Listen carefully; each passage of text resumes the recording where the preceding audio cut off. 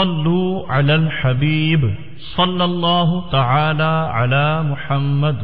یاد رہے مدنی چینل پر ٹیلی کاسٹ کیے جانے والے سلسلے مختلف مواقع کے مناظر اور آواز کی مکسنگ کے ساتھ پیش کیے جاتے ہیں۔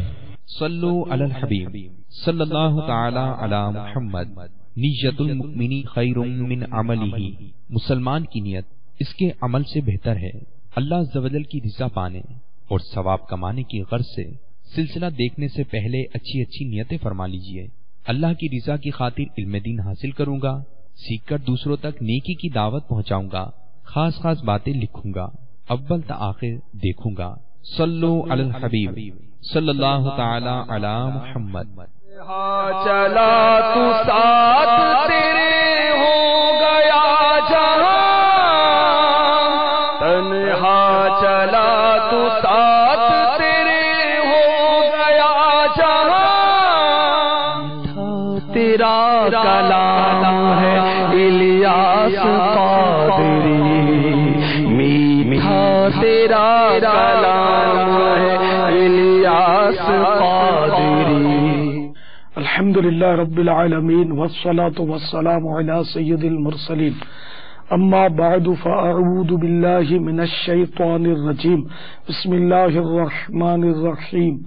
الصلاة والسلام علیک یا رسول اللہ، الصلاة والسلام علیک یا رسول اللہ، وعلی آلک واصحابک یا حبیب اللہ، وعلی آلک واصحابک یا حبیب اللہ، الصلاة والسلام علیک یا نبی اللہ، الصلاة والسلام علیک یا نبی اللہ، وعلی آلک واصحابک یا نور اللہ، وعلی آلک واصحابک یا نور اللہ۔ میں نے حمد و صلات اور درود و سلام وغیرہ کے تعلق سے جو نیتیں مستحضر ہوئی ذہن میں آئی وہ کر لی۔ اب مزید آپ دونوں اسلامی بھائی بھی نیتیں کر لیں کہ مثلا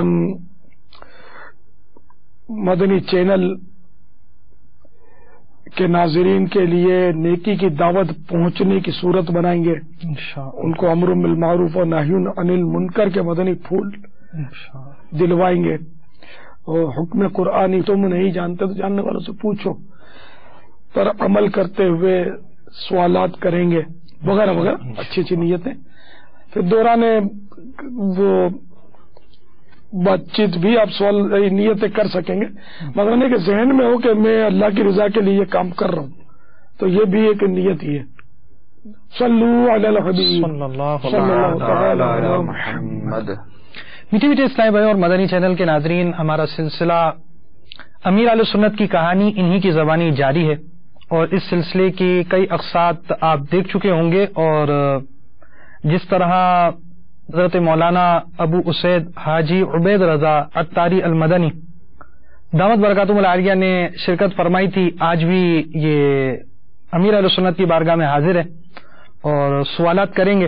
صلو علی الحبیب صلی اللہ علی محمد۔ میں نے تو یہ بھی دیکھا ہے نا، اگر کوئی مطالبہ کرتے ہیں مجھے فیضان سنت چاہیے تو اس کے لیے آپ نے کوئی فیس مقرر کی ہوئی ہے، یا تو آپ زبان سے فرما دیں یا پھر ایک لکھ کے رکھا ہوا ہے کہ اگر آپ روزانہ 2 درس دینے کی نیت کرتے ہیں تو آپ کو دی جائے گی، یا روزانہ آپ 4 صفحات مطالعہ کریں گے تو دی جائے گی، یا فلاں کتاب اتنے عرصے میں آپ اس سے مکمل کر لیں گے تو آپ کو دی جائے گی۔ حکمت عملی ہے، حکمت عملی ہے۔ فیضان سنت ظاہر ہے کہ بیش قیمت ہے، ہر ایک پھر مانگے تو ہر ایک کو دے نہیں سکتا نا، تو روز کے 2 درس دے یا اتنے عرصے میں پوری پڑھ لے، کچھ اپنے کو ٹائم پیریڈ ہو جائے نا، تو یہ حکمتیں ہیں سب۔ تو میں اپنے پلے سے نہیں بانٹتا، یہ وضاحت کر دوں ناظرین کو کہ میں کوئی ظاہر امیر کبیر تو ہوں نہیں، مجھے اسلامی بھائی دیتے ہیں تو پھر میں بانٹتا ہوں۔ اب تو لنگر رسائل کا ایک باقاعدہ سلسلہ چلا ہے، اور مکتبۃ المدینہ پر اسلامی بھائی اپنی رقوم جمع کرواتے ہیں، ان میں سے بھی اب زیادہ تر اب انہی میں سے بانٹتا ہوں، کیونکہ اب دوسروں کے تحائف ہم لے نہیں سکتے نا، سیکورٹی کی وجہ سے حفاظتی امور ان کو آنے نہیں دیتی نا، کوئی کتاب کوئی رسالہ، پہلے تو بنڈل باندھ باندھ کے اسلامی بھائی دے جاتے تھے مجھے، اب یہ سلسلہ ملاقات میں نہیں ہوتا کہ کوئی چیز اس طرح کی مجھ تک پہنچے، ایک کتاب بھی نہیں پہنچتی، رسالہ بھی نہیں پہنچنے دیتے، اور یہ درست طریقہ ہے کہ وہ ہمارے ملک کے ایک صدر، پاکستان کے ایک صدر کے ساتھ ہوا تھا کہ ان کو ایک بچے کے ذریعے قرآن کریم پیش کیا گیا، تو حقیقت میں قرآن کریم نہیں تھا. اب وہ فوجی جنرل تھا، انہوں نے وہ ان کو شک ہوا تو فوراً وہ کسی کو سونپ دیا. وہ قرآن کریم کا اوپر کا وہ شیپ بنا ہوا تھا، اندر میں بم رکھا ہوا تھا. آج کل تو گلدستے میں بم دینا ثابت ہے ہمارے ملک میں. گلدستہ پیش کیا اور وہ پھر پھٹا اور جس کو دیا اس کے چیچڑے اڑ گئے. یہ ہوتا ہے، مطلب دہشت گردی کے الگ الگ انداز ہے. اسی طرح ہمارے یہاں باب المدینہ کا واقعہ ہے کہ ایک بچہ کھیل رہا تھا باہر، ترکیب پوری وہ بنائی ہوگی نا دشمن نے، اس کو ایک ضخیم کتاب دی کہ بیٹا اپنے قاری صاحب کو دے، اور قاری صاحب ٹارگیٹ پہ ہوں گے تو قاری صاحب کو دیا. تو وہ کتاب وہ خوش ہوتا، وہ قاری صاحب کو دی کتاب. قاری صاحب نے خوش ہو کر کھولا تو اس کا وہ آن ہو گیا. اصل کتاب تو تھی نہیں، کتاب کا تو صرف سر ورق ٹائٹل وغیرہ تھا، اندر میں بم رکھا ہوتا. اب وہ دھماکہ ہوا، قاری صاحب زخمی ہو گئے. تو ہمارے ملک میں یہ طریقہ ہے، تو کسی کتاب کا بھی اعتماد نہیں کیا جا سکتا. لیٹر بم آتے ہیں، ڈائری بم آتے ہیں. ہمارے ملک میں چند پولیس افسران کو ڈائریاں بھیجی گئی، بائی پوسٹ بھیجی گئی غالباً. یہ باب المدینہ کا واقعہ ہے چند سال پہلے. اور ڈائریاں جہاں جہاں کھولنے میں آئی وہاں دھماکے ہوئے اور زخمی ہو گئے. غالباً زخمی کی اطلاع فوتگی کی نہیں ہے. تو اس لیے وہ کوئی چیز بھی، پانی کی بوتل بھی دم کروانے کے لیے مجھ تک نہیں آنے دی جاتی کہ واٹر بم بھی ہوتا ہے، ڈھکن میں بم لگتا ہے اس کے. پانی میں کیمیکل ہوتا ہے ایسا کہ جو کیمیکل کھولتے ہی حرکت میں آئے اور وہ سب کچھ حساب کتاب پورا کر دے. حضور وہ تو صدر کا معاملہ تھا، یہاں تو کوئی مطلب صدر بھی نہیں ہے اور کوئی ایسا معاملہ بھی نہیں ہے، اور پھر ہر کوئی دیندار تو ہوتا نہیں ہے. اللہ رب العالمین پہ توکل بھی ہونا چاہیے. تو یہ توکل کے منافی نہیں ہے نا، اپنی حفاظت کا اہتمام. وہ مشہور حدیث شریف ہے کہ ایک صاحب اونٹ کے بارے میں عرض کیا، یا رسول اللہ میں اس کو باندھوں یا توکل کروں، کھلا چھوڑ دوں؟ ارشاد فرمایا کہ پہلے باندھو پھر توکل کرو. ماشاء اللہ، یہ توکل کے خلاف نہیں ہے اپنی حفاظت کا انتظام کرنا. میرے آقا صلی اللہ تعالی علیہ وآلہ وسلم امام المتوکلین ہے. ایسا توکل تو نہ کسی نے کیا نہ کرے گا. میرے آقا صلی اللہ تعالی علیہ وآلہ وسلم ایسے متوکل تھے، توکل والے تھے، اللہ پر بھروسہ کرنے والے تھے. مسجد نبوی شریف علی صاحب الصلاۃ والسلام میں آج بھی ستون حرس موجود ہے، اسطوانۃ الحرس. حرس مانے پہرا. تو حدیثوں میں کہ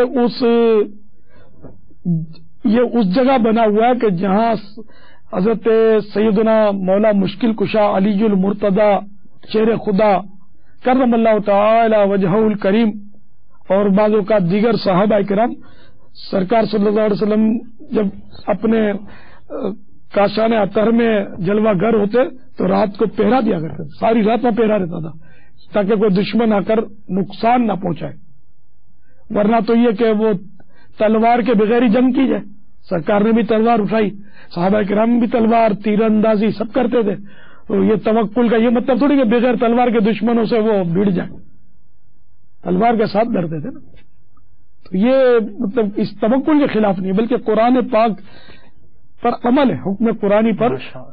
قرآن کریم میں خذوا حذرکم، ہوشیاری سے کام لو. اور اس کے تحت لکھا ہے کہ دشمن کو اپنے پر موقع مت دو. سعد اللہ فاضل نے اس کے تحت خزائن العرفان میں لکھا ہے. اور اس پر یہ مسئلہ بھی نکالا ہے کہ ہتھیار رکھنا جائز ہے، بلکہ ہتھیار رکھنا سنت ہے. ماشاء اللہ. ہاں ہمارے یہاں بھی اس وقت کے قوانین، اب قوانین یہ کہ بغیر لائسنس کے ہتھیار نہیں رکھ سکتا. تو اب جن ہتھیاروں پر لائسنس لینا ضروری ہے وہ ہتھیار ہمارے ملک میں اگر کوئی رکھے گا تو گناہ گار ہوگا، کہ ذلت پر پیش ہوگا. وہ اس کو پکڑا جائے گا، پھر جھوٹ بولے گا، رشوت دے گا، کیا کرے گا، اپنے آپ کو تکلیف میں ڈالے گا، جیل کے سریوں کے پیچھے جائے گا. تو یہ سب توکل کے خلاف. اور جب تقدیر غالب آتی ہے تو لاکھ ہتھیار ہو، بڑی فوج اپنے گرد ہو، وہ حملہ ہو جاتا ہے اور مارا جاتا ہے بندہ. تو ہمارا بھروسہ بھی اللہ پر ہے، کوئی شک نہیں کہ حقیقی محافظ اللہ تعالی ہی ہے. لیکن یہ کہ چونکہ اس کی طرف سے ممانعت نہیں ہے، تو اس لیے وہ تحفظ کا بھی انتظام ہے، اور تو پوری دنیا کا نظام ہے. خود ہمارے اپنے ملک میں وہ جو ڈیفنس کا بجٹ ہے سب سے زیادہ ہے میری معلومات کے مطابق، اور دنیا کا کوئی بھی ملک شاید نہیں ہوگا جس کے بعد وہ ڈیفنس کا نظام نہ ہو، فوج نہ ہو. تو یہ ساری کیا غیر متوکل ہے؟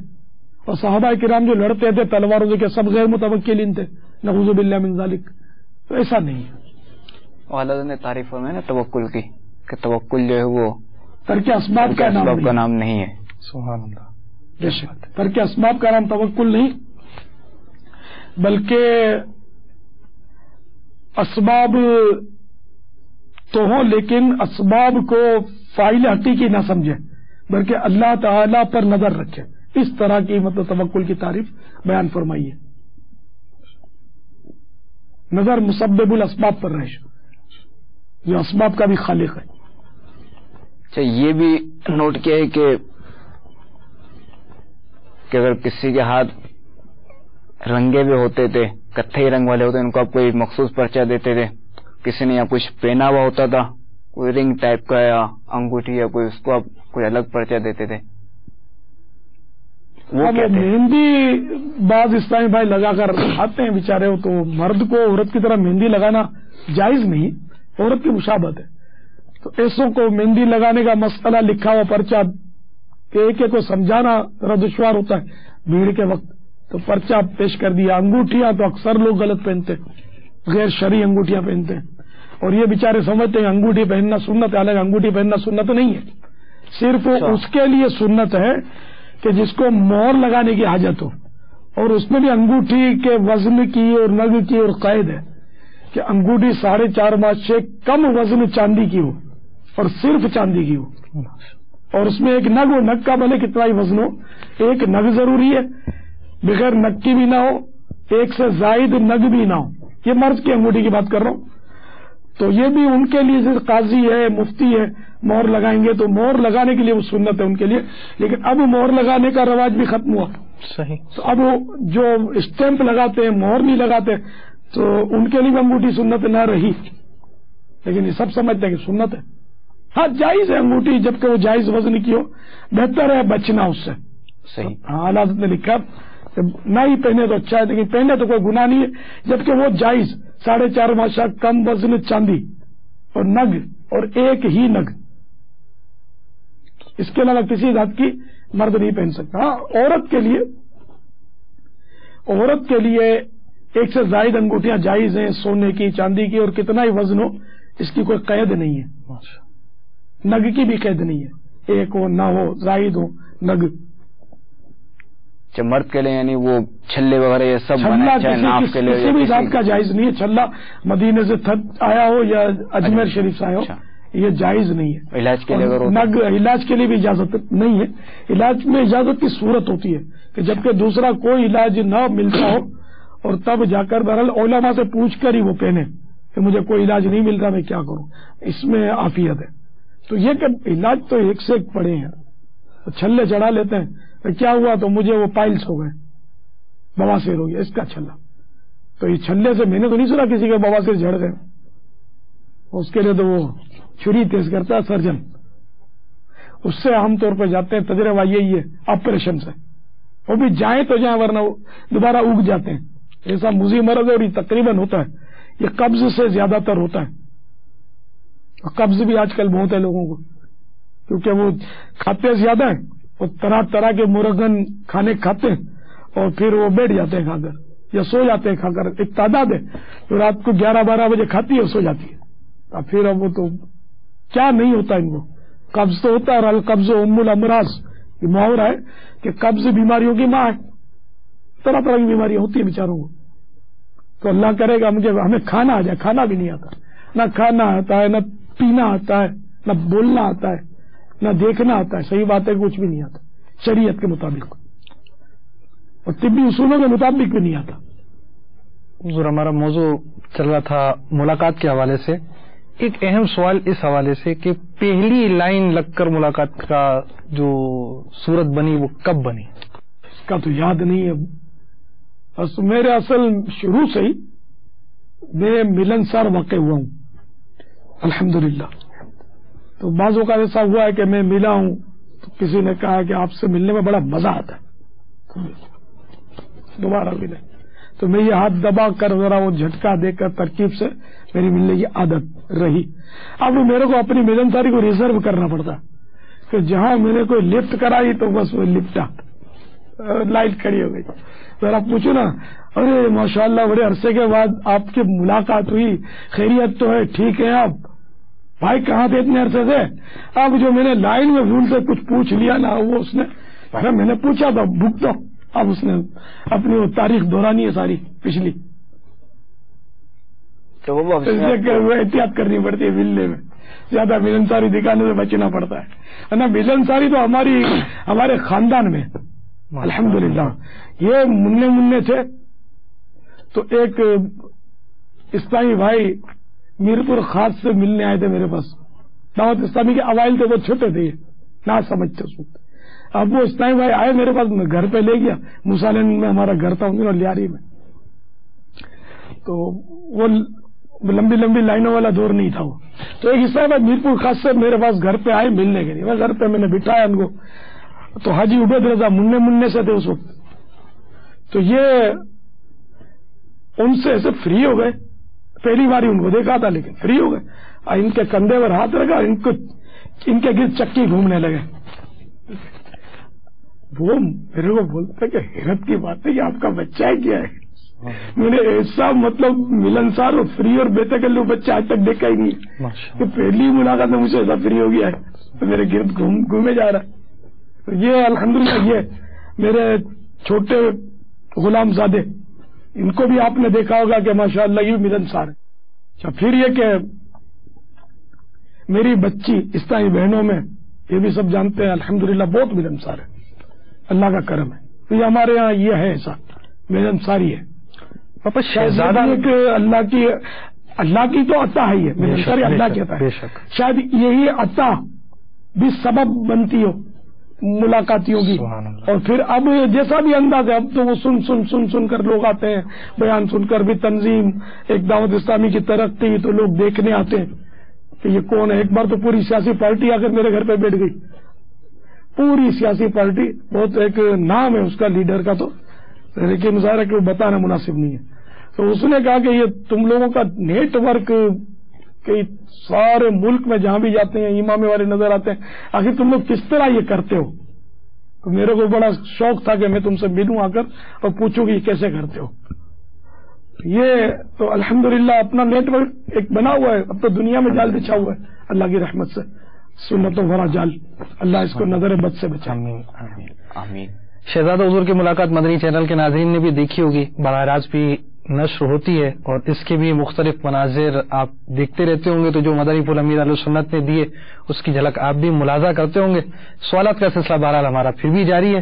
پاپا آپ نے بھی فرمایا غلام زادہ، ہم تو شہزادہ بولتے ہیں، آپ غلام زادہ کہتے ہیں، یہ کیا مطلب ہے؟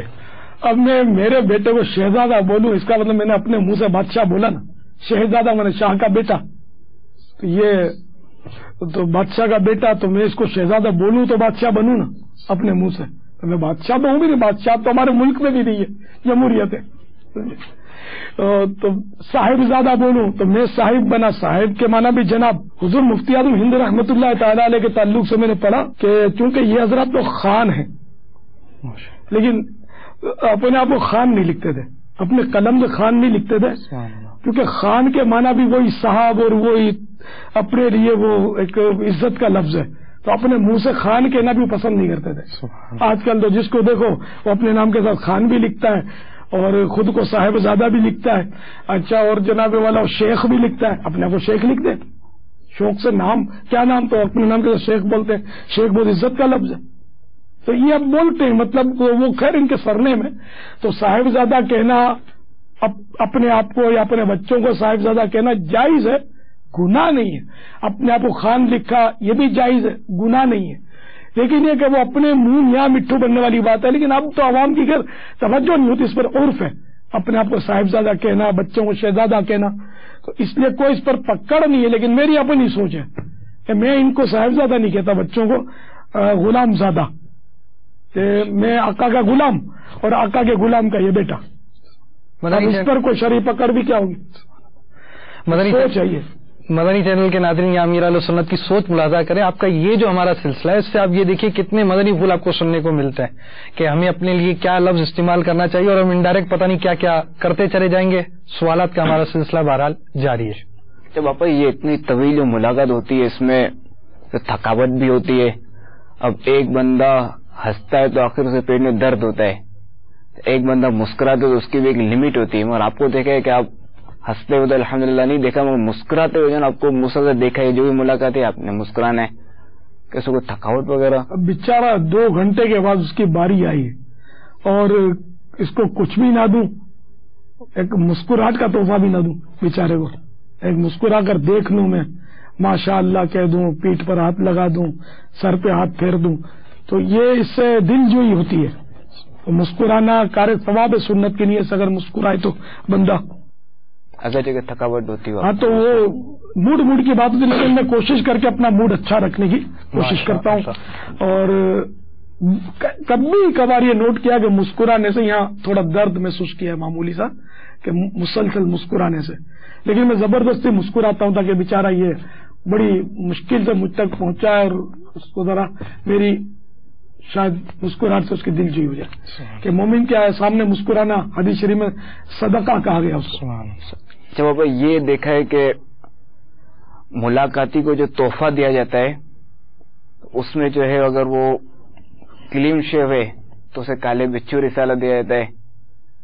अब अगर कोई जिम्मेदार लाया उनको और वो पहली बार आए हैं तो उन्हें जो है वो किसी और जैसे कफन चोरों के इंकशाफात वगैरह सना के रसायल वगैरह दिए जाते हैं। तो इसमें कोई हिकमत? मौके की मुनासबत से देना चाहिए। मुबल्लिग वही है जो लोगों की नफ्सियात परख कर नेकी की दावत दे। अब जैसे कि काले बिच्छू, तो इसमें दाढ़ी के अहकाम लिखे और दाढ़ी न रखने की वहीदें लिखी है कि दाढ़ी मुंडाना हराम, एक मुट्ठी से घटाना हराम। तो वो काले बिच्छू में पहले ही वो किस्सा लिखा हुआ जो मुझे किसी ने सुनाया था और रिकन्फर्म भी किया था सुनाने वाले से। तो वो ये था कि कोयटा के करीब एक गांव में एक लावारिस नौजवान की लाश मिली। वो भी हस्ब मामूल शेव्ड था जैसा आज का निजाम, उसको दफन कर दिया लोगों ने लावारिस समझकर। इतने में करीबी गांव से लोग आ गए और उन्होंने कहा कि ये तो हमारा अजीज, हम इसको ढूंढ रहे थे, हम तो खोद के वापस ले जाएंगे इसको। तो उन्होंने कब्र खोदी तो ये घबरा के हट गए। जब सिलट आई ना एकदम चौंक के हट गए, घबरा गए, क्योंकि इन्होंने शेव्ड, और इनका नौजवान तो शेव्ड था लेकिन उस पर काली दाढ़ी बनी हुई थी और हिल रही थी। तो वो इन्होंने जब देखा कि हिल रही है तो घबरा गए। तो हकीकत में जब गौर किया तो वो काले बालों की नहीं, काले बिच्छुओं की दाढ़ी थी। उसकी दाढ़ी मुंडे हुए हिस्से पर काले बिच्छू चिपक कर वो दाढ़ी नुमा बन गए थे। तो फिर यूं तो उसको बंद करके ये लोग भाग गए। तो ये किस्सा उसमें मैंने पहले लिखा है, और इसके जिम्न में कहते को दाढ़ी मुंडाने से कहीं ऐसा ना हो जाए, ये मुतय्यन है आजाब दाढ़ी मुंडे का, ये नहीं है, मगर ये एक हिकायत से बड़ा असर पड़ता है। तो यूं मतलब उनको देते हैं तो कई एक ईसाई भाइयों ने ये रिसाला पढ़ के दाढ़ी रख ली है, जिनको अल्लाह ने तौफीक दी, अल्हम्दुलिल्लाह। इसी तरह वो कफन चोरों के इंकिशाफात, तो बेनमाजियों के लिए तरह तरह के गुनाहों में जो मुलव्वस होते हैं, शराबे पीते हैं, जुआ खेलते हैं, इससे लोगों के लिए बहुत ही ताजियाना इबरत है वो रिसाला, ये अपने कफन चोरों के इंकिशाफात, कि इसमें इस तरह के गुनाह करने वालों के अक्सर अजाबात का तस्करा है। तो इसलिए सामने वाले की नफ्सियात देखकर उसको रिसाला पेश। अब कोई बूढ़ा है, मरीज है, उसको आप दे दो साहब वो कब्र का इम्तिहान, तो क़यामत का इम्तिहान उनको ना दिया जाए, उनको रहमत भरे वाक़यात पर मबनी रिसाला दिया जाए। हाँ, उनके लिए आपने ये पर्चा भी तैयार को, मरीजों को ऐसे कर वो बेचारे वैसे ही, अब तो वो उनको डराने की जरूरत नहीं है, उनको तौबा पर माइल करने की जरूरत है, और उनको अल्लाह की रहमत से मायूस न हो इसकी कोशिश करनी है। इसके लिए अपने वर्का भी तैयार करना, वो भी अब देते हैं, फजाइल आफात। जी, फजाइल आफात, इतना बड़ा पर्चा जी। अच्छा, ये कि जैसे कोई शख्स आया, कोई इस्लामी भाई आया, दाढ़ी नहीं है उनकी, तो आपने उसके यहाँ हाथ फेरा और किसी के हाथ नहीं फेरा। अब किसी के फेरा, किसी के नहीं फेरा, ये क्या वजह है? और किसी को बाज़ इतना भी आप फरमाते हैं कि بڑھا لیں اور نیت کر لیں اور توبہ بھی کر لیں. تو یہ کیا کسی کو ہاں کسی کو نہ، ہر ایک کو بولنا چاہیے کہ آپ رکھ لیں، ہاتھ ہر ایک کو پھیرنا چاہیے؟ دیکھو پہلی بار جو آئے نا اس کو آنے دینا چاہیے کہ ہم اس کے پیچھے پڑ جائیں گے نا کہ داڑھی رکھو داڑھی رکھو، تو اسلام میں صرف داڑھی ہی ہے کیا؟ تو یہ ایسا ہوتا ہے کہ وہ پھر کترا کے نکل جاتے ہیں، یہ امکان ہوتا ہے کترا کر نکل جائے، دوبارہ ادھر کا رخ ہی نہ کرے، وہاں یہ تو کھینچ کھینچ کے میری داڑھی نکالیں گے. اور اتنا وقت نہیں ہوتا کہ آدمی اس کو انفرادی کوشش باقاعدہ کر سکے لائن میں. تو اس لیے وہ کبھی کبھار میں پھیرتا ہوں ہاتھ، اب میری بھی عادت پڑ گئی اور عیسائی بھائی بھی بولتے ہیں، لیکن میں خود اب چاہتا ہوں کہ عادت نکل جائے تو اچھا ہے.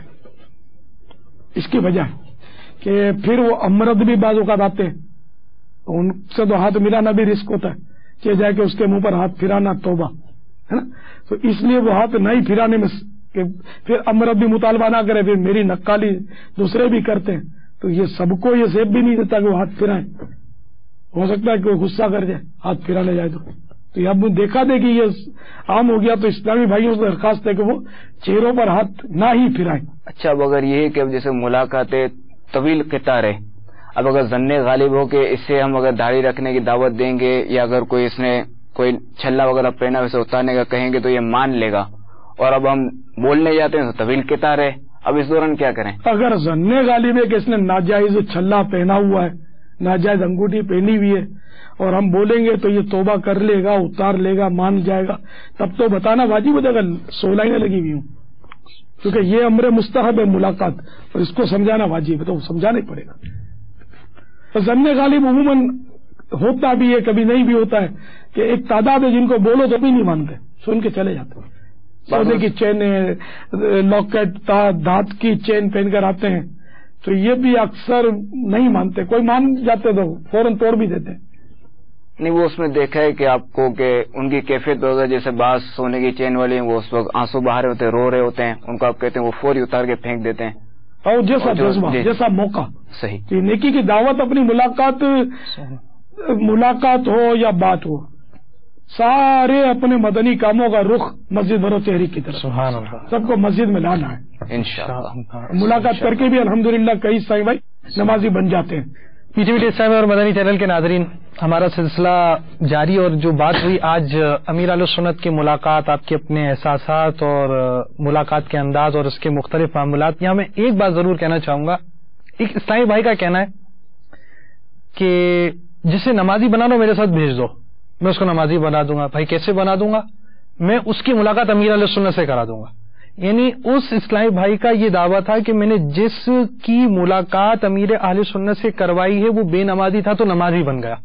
یعنی یہ ایک ملاقات ہے، اس ملاقات کے اندر کہیں رسائل دیے جا رہے ہیں، کہیں اگر کوئی غیر شرعی کام دیکھا جا رہا ہے تو اس کی اصلاح کی جا رہی ہے. کوئی توبہ کر رہا ہے، کوئی نماز پڑھنے والا نہیں تھا تو نماز پڑھنے والا بن رہا ہے، کوئی داڑھی کی نیت کر رہا ہے، کوئی رسالہ لے کر جا رہا ہے، کوئی کیسٹ لے کر جا رہا ہے، اور امیر اہل سنت سے ملاقات کے اس مدنی کام کے ذریعے بھی نیکی کی دعوت عام ہو رہی ہے. آپ نے اس گویا مطلب یہ سمجھے کہ اس بات کو محسوس کیا، اور آپ بھی ملاقات کی ترکیب ہو سکتا ہے کبھی آپ کی بن جائے جب آپ مدنی قافلے میں سفر کر چکے ہوں اور آپ کی شناختی کارڈ کی ترکیب ہو، شرائط کا اعلان ہو، تو آپ بھی ملاقات کے لیے آئیں.